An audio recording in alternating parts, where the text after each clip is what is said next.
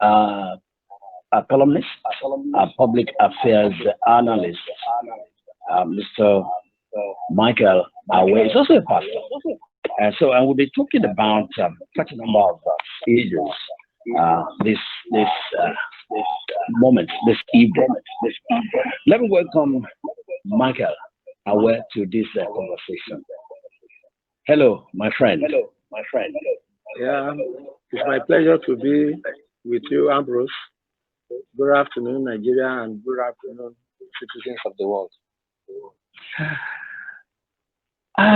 As a writer, maybe we should begin our conversation from what you do. You write for the New Telegraph every Friday, and you write on a number of issues, romance. You write on political issues at times. You write on the family. Write on text too. Do people still read columns? Who still react to some of the things that you write on? Yes, until now, I thought the reading interest of Nigerians has dwindled. But when I pick up this column, I realize that Nigerians still read. They still read a lot. Particularly, they read what appeals to them. They are more passionate about issues that concern and affect them intimately. A good example, one of the fastest selling or best selling journals or newspapers are sports newspapers. So despite the fact that they still watch the matches in their television stations, they still go to the newsstand and pick copies. So that shows that they still show interest. Then mobile phone or social media has made information accessibility much more easier. So people still read because the responses I get every week, really really encourage me to go further into what I'm doing. And I believe political issues, if you notice, a lot of write-ups are being shared, trending from Twitter, from Instagram, from different platforms. So people still read. But academic reading is what is reducing. People are reading for information, people are reading for pleasure, and people are reading for self-improvement. So that's my take. All right. How influential or impactful is the writer or the broadcaster in a society where the stereotype is part of our everyday living? They see the writer, they see the presenter as a little bit biased or sponsored at times. Okay. How impactful is the writer or the broadcaster or the presenter? I will address that in three ways. Number one, the platform where you operate matters. Your platform can easily make you popular. For example, Ray Power is a premier private radio station in Nigeria. All the early broadcasters that we never knew before became instant stars because of the platform.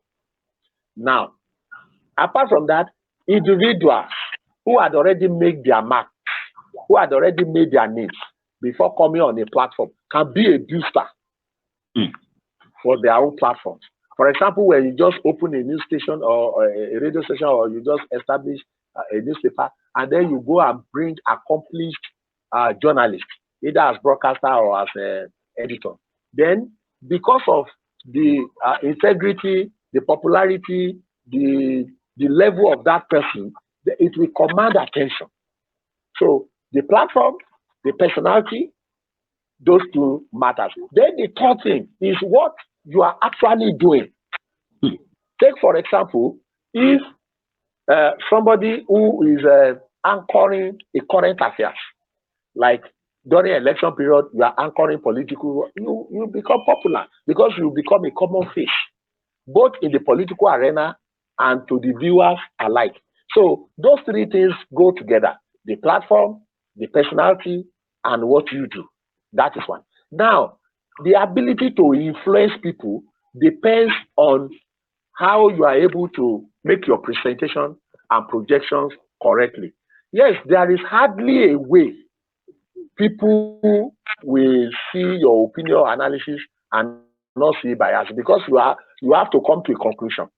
In academic writing, for example, you bring out a topic, you do what we call literature review, what people have done before, what they have written, then you assess them, you critique them, then you bring your own, in order to arrive at the particular issue you are driving at. So, if you say party A is likely to win based on your own knowledge, or based on your own assessment, or based on your own information, if that party A gets to win, those who are supporting party B will see you as pro party A. So, and if party A didn't win, they will tell you that, hey, we told you, don't mind them. So we play politics with sentiment. And then no matter how objective you are, people will still feel you are not balanced. And then we have the right to take positions. I was going to ask you that we have seen so many writers taking partisan positions on issues, and well-respected opinion holders also, taking partisan positions on issues. And many people are wondering that these are critical voices that are taking position, and it's like it's a loss to the long-suffering masses who clamor for a better deal, who clamor for voices. And when these voices cross over, when they move over, it becomes, it's like a loss to them. No, it isn't. It is legitimate to take positions. Are you there? Yeah, I'm with you. It is legitimate to take positions, because you can't always be Mr. Right. Take, for example, in Nigeria, what we are going through now. Everybody knows where former President Obasanjo stands. Everybody knows where Professor Wole Soyinka stands. People knows where some individuals. That is leadership. You have to be identified. You have to have you might be wrong. It doesn't matter. You should have a position. In 1990, when American election was about taking, by that time I was still in the Guardian newspaper. Guardian took position with one man called Dukatis at that time. And they wrote an editorial to support him. New York Times, we all know CNN is anti-Trump. So it is within the right of individuals to take positions. It doesn't matter whether they are nationalists or not. No, leadership is about taking positions in the overall interest of everybody, or in the overall interest of the majority. So trying to play to the right and play to the left makes somebody very, very unprincipled. You have to take position. And then when popular writers take opinion, then look at his opinion. You can fault him. Nobody is above, anybody can be faulted. I can say, no, what you wrote, I don't agree. So the fact that you are popular does not mean I have to follow you blindly. So I have my own mind, I have my own opinion, then you have yours. So nobody should be taken aback that somebody we thought is up high there saying this. No, this is people express their minds as they've been fixed. That's my take on that.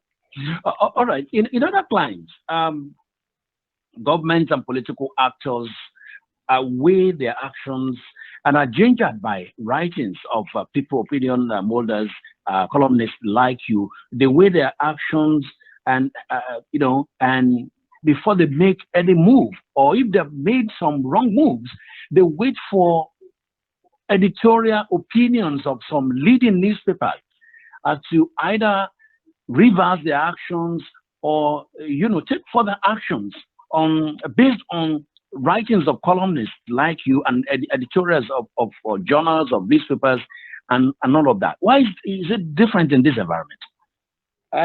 Not entirely. The problem we have is that people take politics to abnormal level. When you criticize the government, your friends in that government will be angry with you. That why should you say that? At least you know I'm involved. No, you are not the president. You are not the governor. These people, they claim they represent us. And the reason why some people, or let me say, people in authority don't bloody care is because they never enjoyed the mandate of the people in the first place. We saw what just happened in Ondo now. The guy, everybody was talking about vote buying across parties. It's not just APC alone.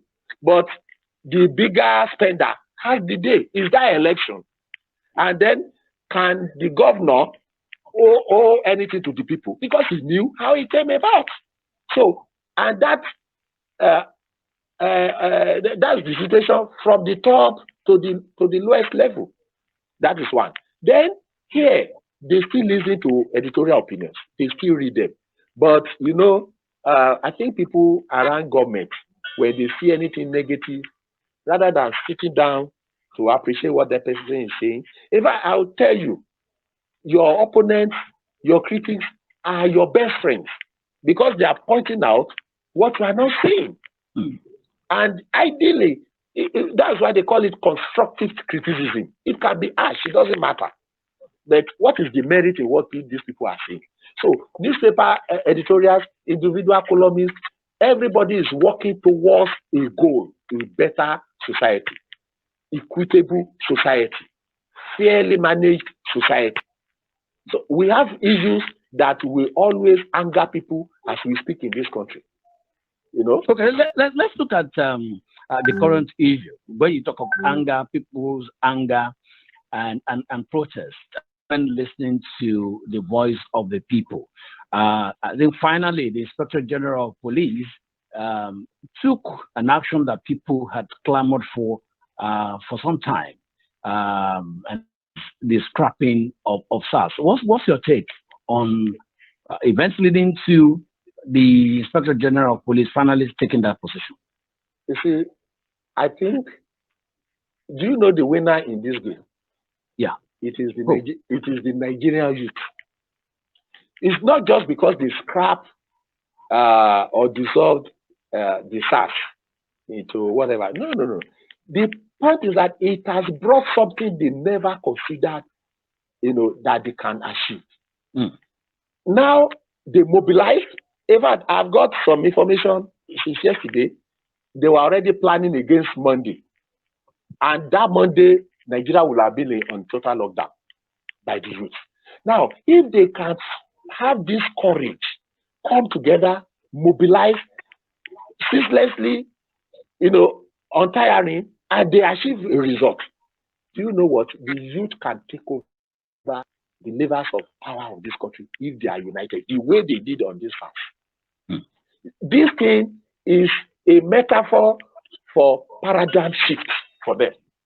They should stop all this rubbish, Yahoo, whatever. Let them, President Obasanjo has advised them to come into the political arena. Let them maximize this potential ability they display, this unity, this power of coming together and running together and achieving together.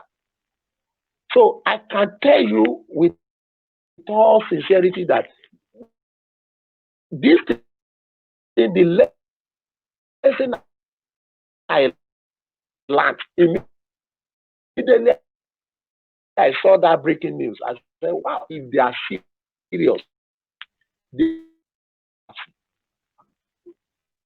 So that is it. I knew it will get to this point. I knew those people cannot survive. Challenge this among them, we can't disband it. That is when people are not prepared. They have all it takes to do it. That's my own take on that. Oh, okay. What will you action where you don't have, you know, police on our highways, so to say, not necessarily mountain road blocks and all of that. But if you look at what will you suggest? Before SARS came to be, Nigerian police were fighting crime. Yoruba will say before corn exists or comes to existence, chicken or cock, you know, they have their own meals. Before SARS was created, Nigerian police was tackling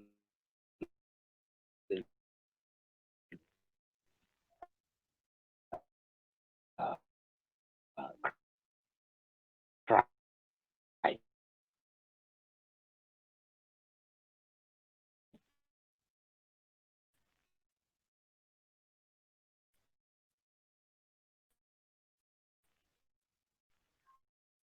This should look inward. They already put another measure.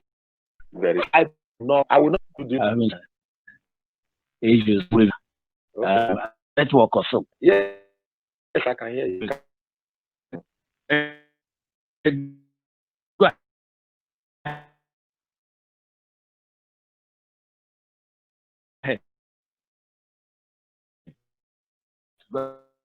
Okay. So that Nigeria had already on what is and the idea to intend to also be the community level. There is no Yahoo guy in the street that the people of the street do not know. There is no police authority trust in people. Not that people will go and give you information. At the end of the day, the person you reported, you go and report to the police, we get to know who has gone to. When we got with the police, police should try to regain people's confidence, so people can police themselves. How can you transfer a man from Benue to come and man Ondo State? Where does he know? He's not familiar with the terrain. But Ondo indigenous Ondo people will tell you who is who. So that is why community policing is the best form of policing. I read something this afternoon. A guy from Ogba was saying in a particular area at Okira, some Yahoo guys, in fact, their parents were backing them, were supporting them. When SARS came after them, from Obawale, the SARS people, they ran out of the way so that they can operate. People know them. So if the police build confidence in the public, they don't even need SARS to know them. They will track them. That's intelligent. All right. Conversation with Michael Aware, right? Columnist with the Telegraph and the public affairs analyst. You write on family, romance, or sex, morality, and of that. How will you describe yourself? And you're also a pastor. How will you? You forgot to. I'm also a musician. How will you describe yourself? About and yeah,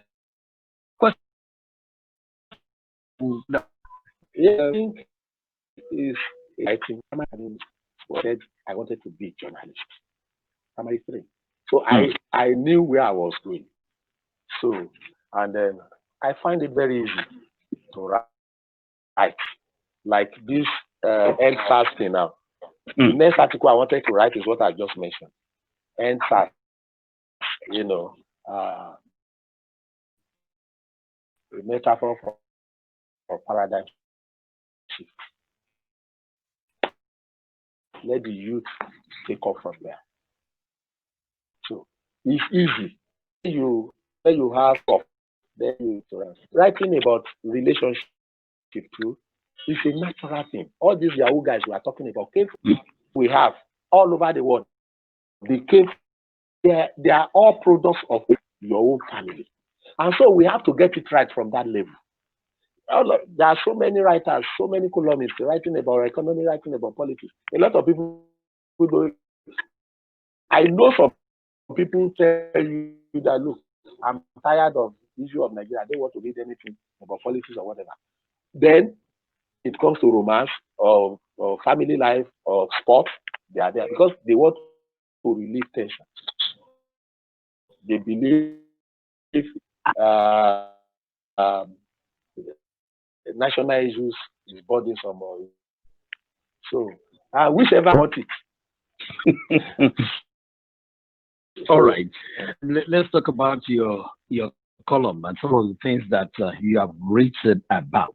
Your current write-up is about prostitution, sex worker from dirty deal to real deal.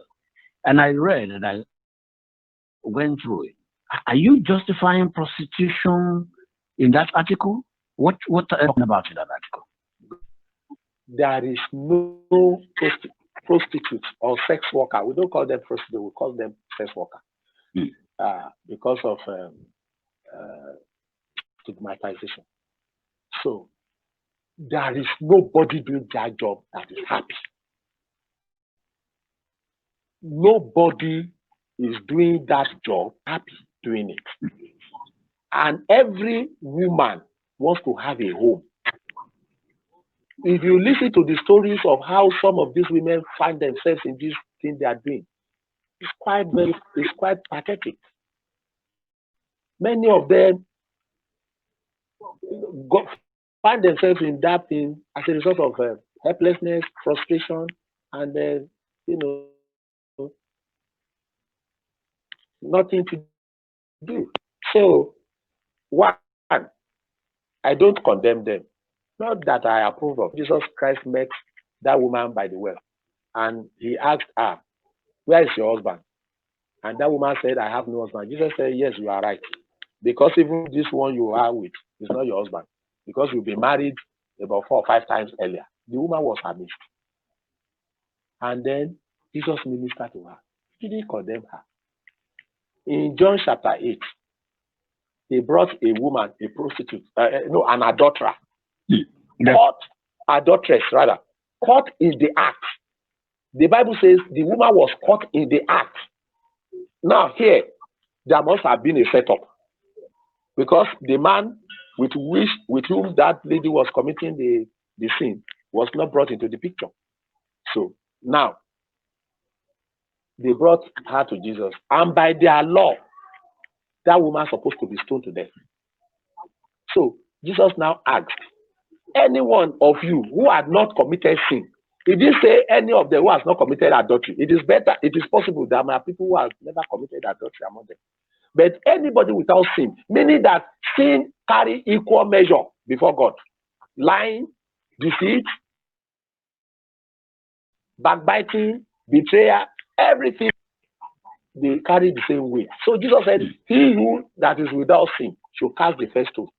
Everybody went away in shame. So Jesus now called the woman and said, where are your accusers? He said, they are gone.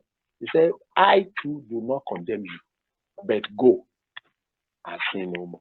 So now I wrote that thing to give hope to those who are still in the business, and they can come out. And there are genuine men who will not visit your past on you. So there are men who still care, like the husband, that the guy that married a woman. They are there. A lot of, if I tell you, they appreciate homes and men better than those who just came from nowhere and married. They are managing their homes in a really manner because they have suffered. They be vulnerable. They have no security. They have no source of provision. Then here is somebody who housed them, who clothed them, who cleaned them up, who gave them a new name, Mrs., who now make them mothers. They will do everything to protect that man and protect that marriage. So it's a sort of encouragement and admonition to those who are in the business and even those who have never been into it, who don't manage their own well. And when they read it, they now look at themselves and work out on their marriage.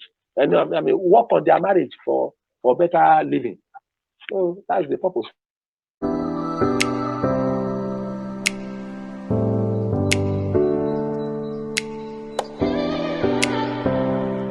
Hello.